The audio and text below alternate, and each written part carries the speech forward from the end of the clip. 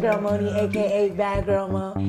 Sitting watching TV and the bad girl mo come on. Say you know, yeah, now money talk.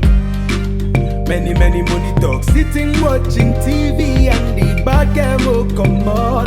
Say you know, now money talk.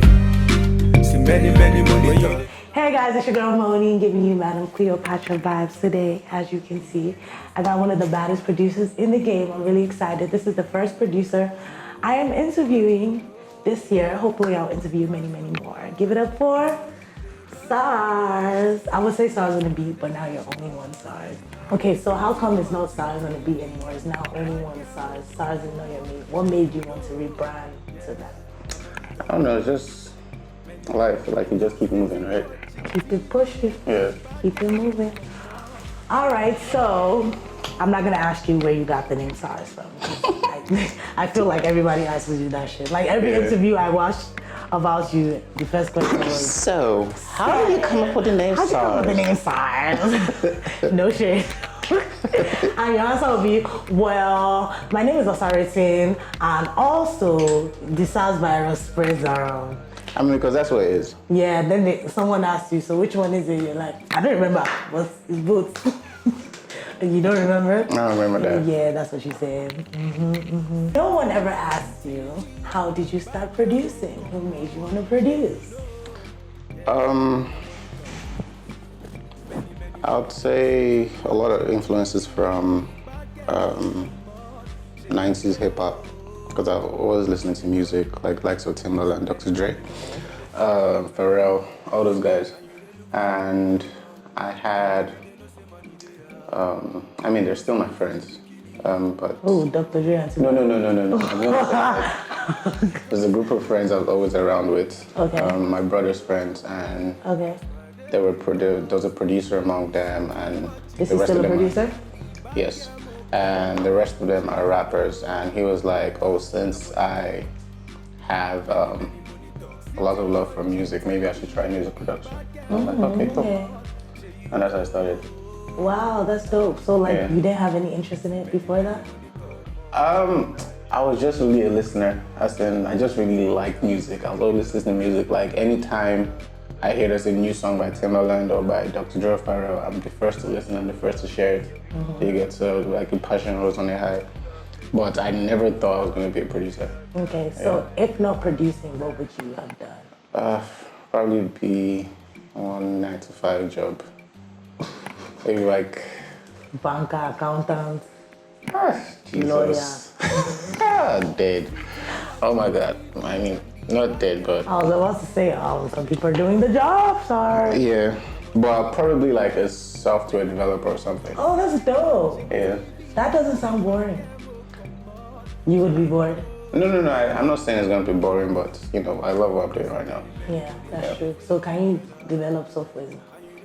No, but if I want to go that route, I guess, you know. That's I true, can, that's true. yeah.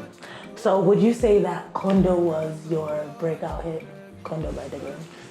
Like, Yes. is that the song that people are like, okay, this guy is... Yeah, I think so. Yeah, that's my first like big hit. That everybody was like, oh, who's this guy? Who made this beat? Can I curse?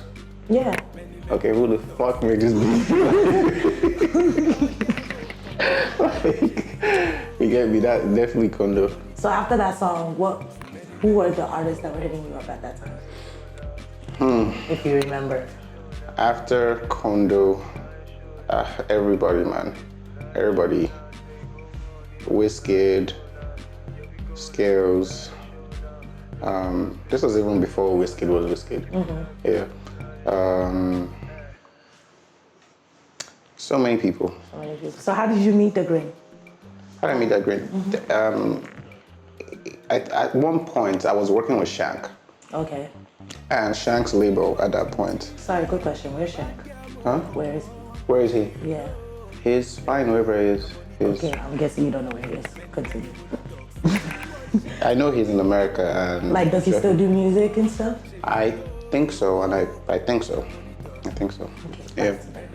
Yeah. So he's Shank's label at that time wanted to sign Dagrin. So they brought him to me to work on the song, and that's how I worked on Kondo. Okay. And we never finished the song. And for some reason the deal didn't go through. So he didn't get signed to Shaq's label. which was Starville at that time. So after a while, Dagrin hit me up and was like, oh, he's working his album, or he's about to round up his album, and he really needs that song, that we should link up and finish it. And that's how we finished the song. The song goes on the album, and boom. It's like blue. The fuck out. Okay, so you've been producing for over 10 years, maybe like Yeah, 12. 12 years in the game right now? Okay, so how do you stay relevant all these years? Like, By just reinventing yourself, investing in your craft, learning new ways of doing the same things. Yeah, and just, just be really passionate about what you do. Because there's so many producers that started, like when I started, and they're nowhere today. Yeah, we know. I feel like I'm the only person from my Your generation that's still, I feel like I'm the only one that is still like relevant. making hits today. What do you think happened? You don't think they reinvented themselves? I don't know, as in this, I'm not in anyone's shoes, so you really can't say what, the issue is, but I can speak for myself, and I know if I want to keep doing this, I have to, keep reinventing myself, yeah. So how does it feel to be a part of the pop culture today? I feel like when people are talking about like the popping producers and now your name will be there, how does that feel? It's a blessing, because that doesn't come every day. So I feel blessed for that. All right, so who would you say your favorite producers are right now? Do not say Dr. Dre, do not say Pharrell, and do not say Timbaland, and do not say Diplo, and because I know those are your go-to guys. So how about Nigerian? Who are your favorite Nigerian? Like, Nigerian producers? Yeah, like the new school ones. New school ones. Like 3. KLP. Okay. Love KLP. Love Killer Tunes. Okay.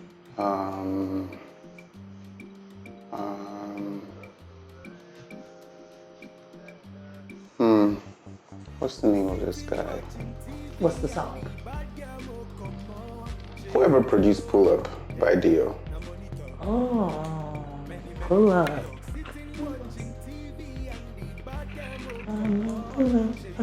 Yeah, that'd be heavy. Obviously Sparks. I like Sparks. I like producers that, try to stand out and just do things in their own way, as to like following a trend. Yeah, I was gonna ask you, do you think the new school producers are lazy? Like, not all of them, obviously. Well, I mean, there's a disconnect between the new school, in quotes, and the generation before them. Because I feel like the generation before them was... You. Okay, let's put it that way. Me, we were taught to work hard, Okay. while the new generation is taught to work smart. Smart. Yeah, so there's a difference. Yeah, so a new producer might just do this, and that. It might not even take him like 30 minutes to make a beat, but it works. And his bangs. And it bangs. Yeah, so that's what I'm talking about, reinventing yourself. Like, you have to know, like, oh, this is what's going on now, and you have to, like, Do you have any Zanku beats right now? You have a Zanku song. What is the song? What's up? Not on your album, but there's a Zanku song that I was like, damn, Sarz know how to do Zanku beats? What are these? You know what I'm talking about, man. I feel like my beats, even though you can Zanku to it or do anything to it, I feel like when there's a new dance and trend, the beats will still work. True. Yeah, I said, so Diets. Diet was in the Shaku era. Shaku. What beat have you produced? No, I'm saying like that was made in like 20, 17, 16? No, it was made early 2018. Okay. Early 2018, and that was like a Shaku era. You know what's so funny? You're the first person that told me about Zanku, like before it became Zanku. Or was it No, Shaku? it was Shaku. It was Shaku. Yeah, so I told you about that in 2016. Like 3 years ago, Sarz showed me like this dance, and I'm like, what is this? This is rubbish. Like, I was abusing their lives. I was like, what are these people doing? He was like, don't worry, we're gonna be doing this dance soon. I was like, me? Never. He was like, okay, you're meant to be doing this dance. I said, they look crazy. I can never be doing this dance. And guess who is doing it? I'm even doing I'm doing the upgraded version. Okay, so what I'm trying to say is there's a method to how I create music that makes it like stand the test of time. So if I make a beat today and you think it's a Zanku beat, if there's a new dance called Banco tomorrow, it's going to work out with it as well. That's what I'm trying to say. Facts. Yeah. All right, so do you still make money? Since you produce Kondo, do you still make money from it? Like with the way royalties are being set up now? Sis, you know. Baba says sis. Nah, sis. Sis, come on, sis. I'll just take that as a no. Nah. Okay, so when... To be honest, I've not made a penny from Kondo apart from like the advance I got for making the beat. That was it. That was it, yeah. And a lot of songs are like that. Okay, so these days, when someone hits you up to produce a song, so do you do a payout or do you do, I need to royalties? I mean, you weigh your options. Like, what's the use of getting royalties when the artist in question can't do numbers? No, I mean like an A-list artist, obviously. No, I'm just saying, like, Okay. if it's an artist that you know, okay, has a track record that, oh, this guy has millions of views, then it makes sense to get royalties. Okay. I mean, plus the advance is not something you negotiate. Like, the advance it's a given, like, it's constant. Okay. Do you get what I'm saying? Yeah. All right, so you did this Ask Sarz thing on Instagram, and I saw you already look like, what is this what you're about to ask me? And I saw a question where someone asked you about Assalamu alaikum. And you said that you had to wait till Salah, and then you had to go to the mosque for inspiration. Was that like a true story? Were you lying? Oh my days. I mean, but you guys enjoy the story, right? Wait, wow, so you made that shit up. I actually believed you. Really? Obviously, I believed you because I screenshotted it and I put it in my questions to ask you to tell me the story. Well, then it's true. Bro, okay, tell me about the day you went to the mosque. This is true. I went to the mosque with my friend now, and just so you can get in that, Islamic vibe. Are you lying? Just say you're lying. What do you mean I'm lying? Because you said it's because we enjoyed this story. No, but I didn't mean it that way. Okay, so you actually went to the mosque. What mosque did you go to? I don't really know the mosque. Where was it? It was in Lagos, obviously. Obviously, what city? Ikeja, Gbagada, Ilupeju, Lekki, I think Ogudu. Ogudu. Yeah. So did you have to dress? No, I'm actually curious. I want to go to a mosque one day. So do you have to dress up like them? Actually, I didn't. You didn't. So you went like this? I don't remember, but I know I went there. This nigga lying. He got to know. He got to know. Why are you looking at me like, okay, he went to the mosque, sorry. Because you just called me a liar. Okay, sorry, because you're not giving me straight answers. So I have to remember how. Do you know how old that song is? How do I remember how I look? Okay. All right, so walk me through how you met Niniola. I feel like you and Niniola, you guys are like I feel like the beats you give her, no one else right now can give her that vibe. Like, no one. I'm not saying that's you are the baddest, even but there's. So how did you meet her? It was through Michael. Michael is Niola's manager.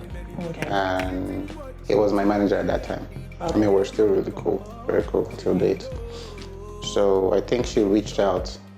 She said she Googled, the best producer in Nigeria. Yeah. Wait, that's how she found you? Yeah. She said she Googled the best producer in Nigeria, and, most of Google search kept bringing up my name. Wow. So was she already recording music before you guys met? No, I think she said, I mean, don't quote me, but I think she said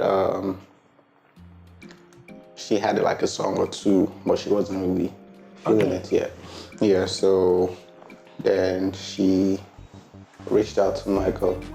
Okay, he wasn't her manager yet. No, not at that time. Oh, okay. Reached out to Michael and she was like, oh, I want to work. And I remember Michael reaching out to me like, there's this artist from Project Fame. Wants to work and stuff. She was. Yes. And she came to the studio and I know at that time I haven't really worked with any female artists like properly. So I was thinking like, she has a great voice. Like, what can I do with this voice? How can I make it unique? How can I make it stand out and stuff? So I spoke to her about the Afro House idea and her just trusting me. Oh, okay. Yeah, and she was like, okay, cool. And she had this song, I mean that Ibadi song, I think she already like had like lyrics to it and stuff. And when I heard it and heard her voice, it just really, I didn't want to, there was a way she sounded and I didn't want to like change her too much and be like, oh, this is how Nigerians sound like, this is this and that. I was looking for a way to meet the sound halfway, where she can stay original, but at the same time, it's not alien to Nigerians because Nigerians love to dance, because we're very rhythmic people. So, and that's why I was like, I think house music might be, a good fit. Yeah, and that's how it started, and here we are today. Here we are today, takeoff season.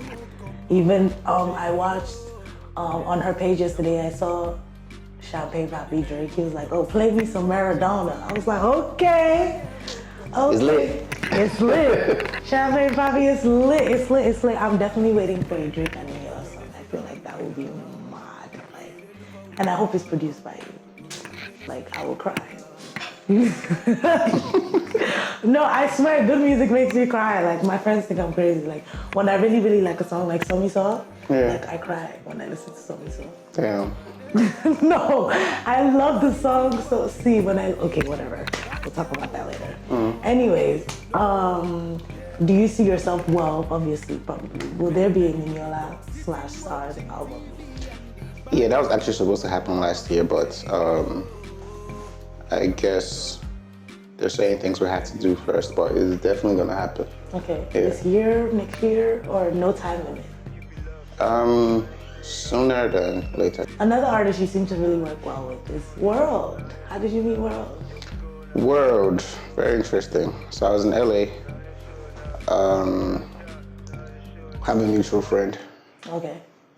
Koch.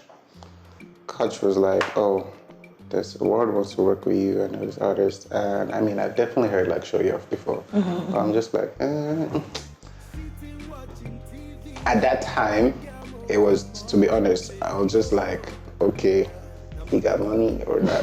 Like, You got money or not? you think I'm saying? I was like, get you. this guy has money. And Coach was like, oh, World in the studio today, you should come through.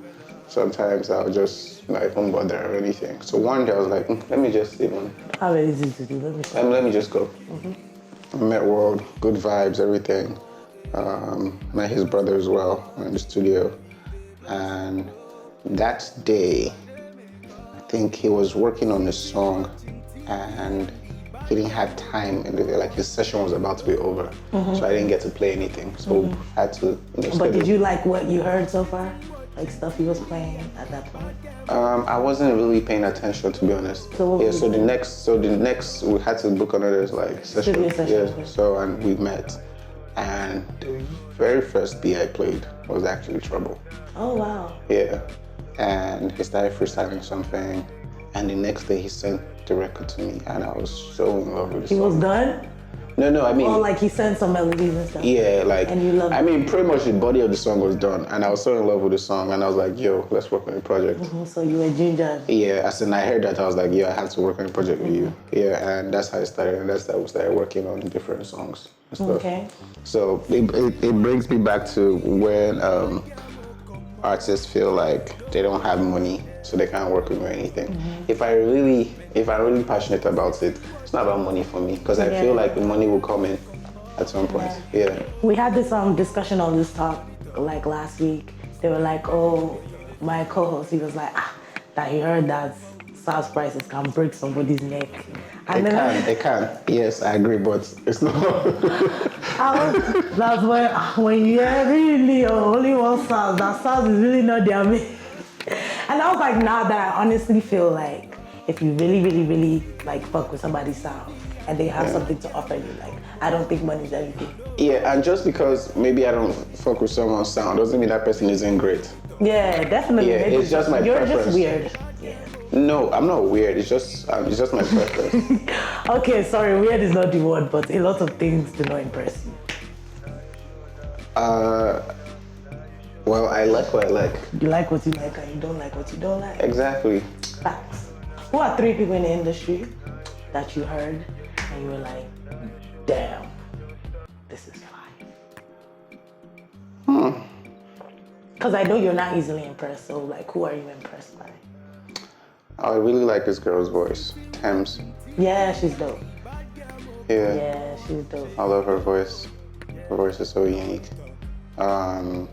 Thames, hit up Sarz. Hit him up. Now that you put me on the spot, it's so hard to think. And I don't want to mention names because what if you don't like them and it will now look strange. So there's somebody's name I want to mention, but Rema? Rema, he's dope. I like Rema, but I feel like I need to hear more. Yeah, what? Yeah. His EP? Okay, well, that's not it. Yeah, but he's dope and he has like huge potential. Like I really want to. If he sounds like this now, I can only imagine what he'll sound like in like 2 years. Yeah, Not even like because he's young. when he gains that confidence, like yes, Yeah. I'm the one you want to see. Yeah. You get what I'm saying? Yeah. I saw some interview with him and I think they asked him like, who was your female crush? He was like, I don't got no female crush, they're crushing on me. I said, it's yo boy. This boy. Crazy. I said, this is a boy. He said they're crushing on me, man. Well, what's that? I said, Facts. okay. Confidence level on 100,000. Yeah. So yeah, Rema, Teams, I told you 3, so Sis, next question. All right, so I have 2 more meetings of people that, so Reminisce, do you think Reminisce is underrated? And when I say underrated, I mean in terms of the way everybody's songs are always like I don't know how to explain it. Like, I feel like a lot of times people don't understand Reminisce's songs. Like, they're not, like, obviously he has Zanku songs, like, you can Zanku too. But I honestly feel like Reminisce is, like, top 3 Nigerian indigenous rappers. No, but as far as rap is concerned, as far as indigenous rap is concerned, I don't think there's anyone harder than Reminisce. Okay. Like I said, the genre rap. I'm not talking about pop, Afro pop. Do you get what I'm saying? Because I mean, a lot of these rappers like make Afro pop music as well that become like big hits. But when they make rap music, like real rap music, nobody's harder than Reminisce. Yeah, I feel the same way. Like, I listen to some of his songs. It's not even about feeling the same way. That's what it is. It's facts. Reminisce is dope, man. So do you feel like he's underrated? I wouldn't say he's underrated because I mean, people know. It just depends on the part you choose. Like, it's like a J. Cole and Drake. Okay. Do you get what I'm saying? Like, obviously Drake is a global star. Like, it's like You think J. Cole's better than Drake? rap. If we're talking about rap, Rap. sis. Like, but you're talking Which about is music in exactly my point. As you said, J. Cole and Drake right now. general. I would rather listen to Drake than J. Cole. And I think that's... Yeah, but it depends on what kind of music you You're right. like. Do you get what I'm saying? Fact. But the people that listen to Drake know who J. Cole is, like know what he's capable of. Do you get what I'm saying? Yeah. So I don't think that's being underrated. Okay. You know, everybody chooses their path. How did you meet Reminisce? Reminisce, definitely one of the first set of artists I met. This was when I was always going to Famous Pen Studio. And I think, this is a story I heard. I think Reminisce was trying to record an album with Adi Kabasa at that time. And Adi Kabasa was working with Nice. So he didn't really give Reminisce as much time as Reminisce wanted. So he was like, so Jobless was like, oh, there's this new producer I know. You know, come to our zones and see if you can vibe. And that's how I met Reminisce. And you guys have been vibing over 10 years. Yeah, over 10 years. Since, I think every year. Since 2007. Yeah, I think every year you and Reminisce have dropped the track, right? Am I wrong? I think so. I think you guys have. Maybe not every year, but we've been dropping music. Yeah. All right, not my last question, but my last meeting question. How did you meet our one and only Starboy? I saw a story that his manager, Osage, hit you up that she has this new artist, and then he came to record, and then you guys recorded, and you were like, this is my price, and he was like, man.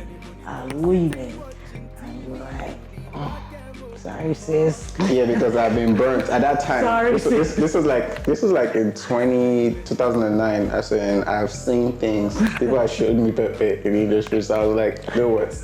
It ain't about the money. Your eyes red. At that time. So we didn't get to work, and... What song was it? It never came out. Oh, it never came out. Yeah. And in 2010, Man became a star. You know, he dropped his album. And then I already said you didn't want to work with me, I mean, you see. Yeah. So, but I guess I was still, making music with other artists, and he saw I was still doing on the radar. Yeah, I was still doing well as well. And at one time we started living like close to each other. So I think that's what like solidified our relationship. Yeah, we started working a lot. When is Wizkid's music coming out, man? Like when? You're looking at me like sis. You feel like I'm the right person to ask. You're looking at me like sis. I don't know, sis. I mean, come on, man. You feel like I'm the right person to ask. Tell him to give us some new jams, dog. Ask yourself. What? Ask myself. If you feel like I'm the right person to ask. I mean, maybe not, because he might not tell you. He might not tell anyone. I feel like he's the kind of person that wakes up and he's like, okay, today we give them. Is that how he is? Well, since you know, why are you asking me? I said I feel like. Since you feel like that. Because because he would know better than me, obviously. He'll put out music when he's ready. Because he records so much, and then he doesn't really give us much. Why? Do you feel like maybe after he records a song, maybe like after a week he doesn't like it anymore?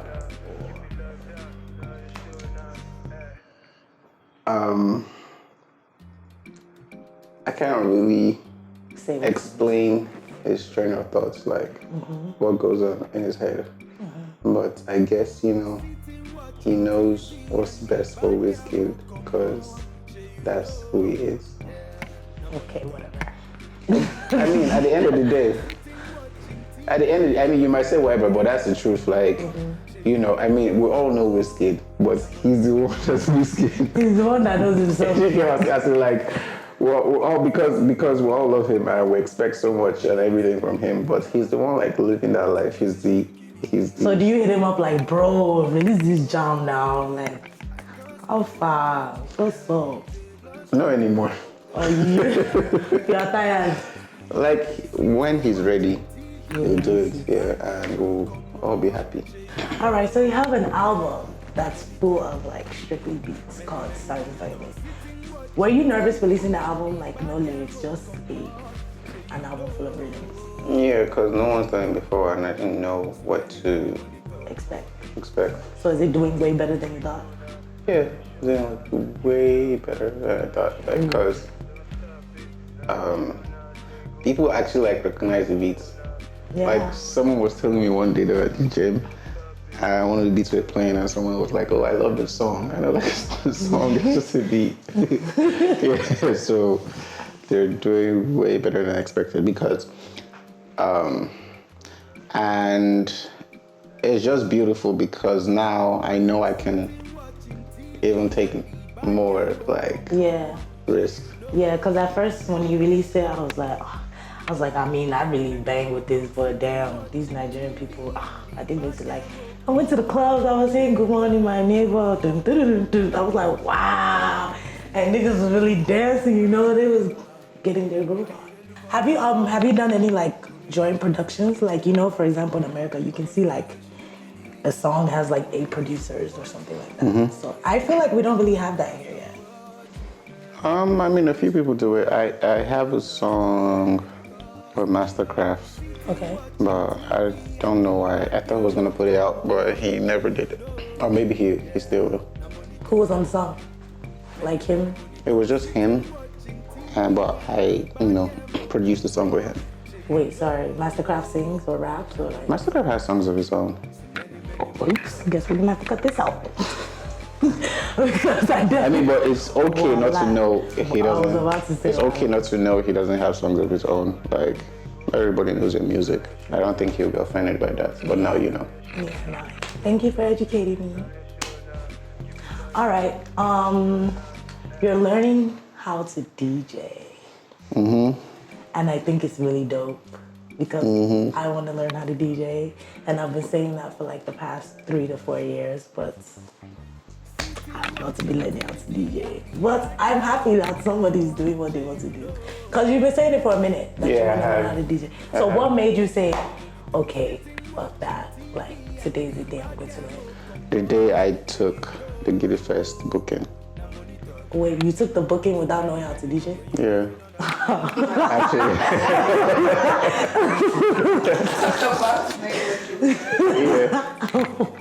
I actually took the booking without learning how to DJ.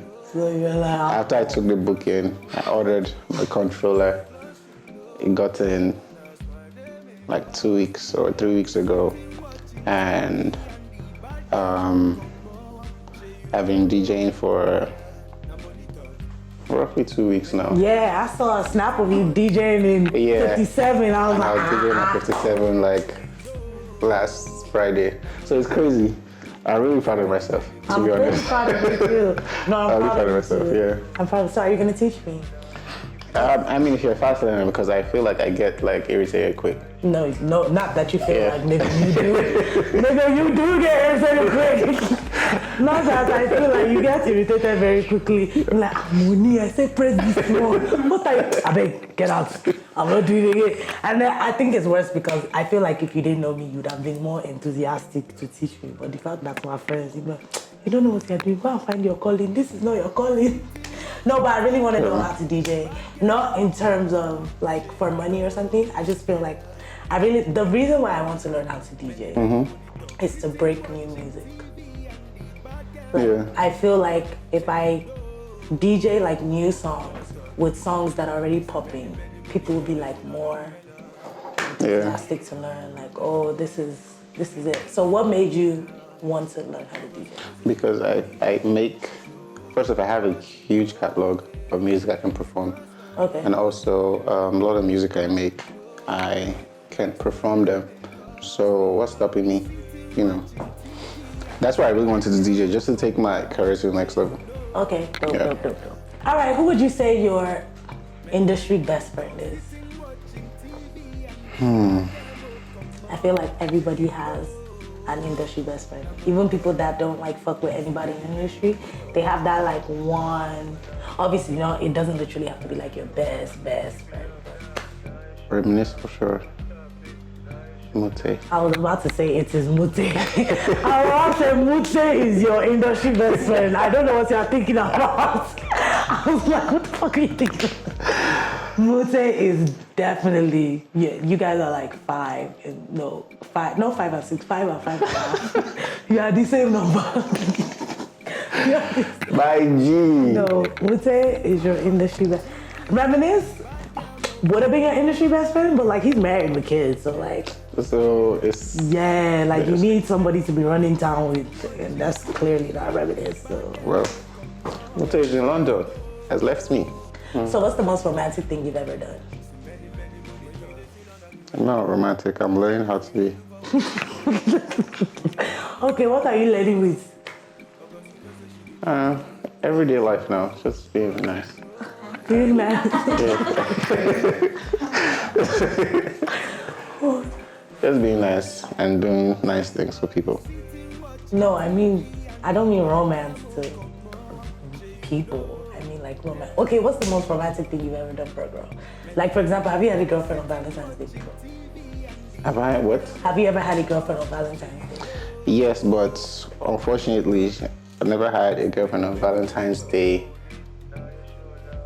in the same location. Okay, so it didn't really click for you. Yeah, so we just send each other gifts. Yeah, that's romantic. I mean, I guess that's why I said I'm learning. Okay, learning. Okay. Well, if you guys have any suggestions for him, please let me know. What is your ideal type of woman? Damn, I like what I like. First of all, because I say this because You don't I think I've dated like every kind of body type, speaking physically. Yeah, so, and I always thought, oh, I don't think I'll date this kind of girl. Then I meet that kind of girl and I like her and I date her and I'm like, okay, so, however, I think she has to be easy to look at. To be honest, like, how's that funny? I feel like I don't think I can date a person.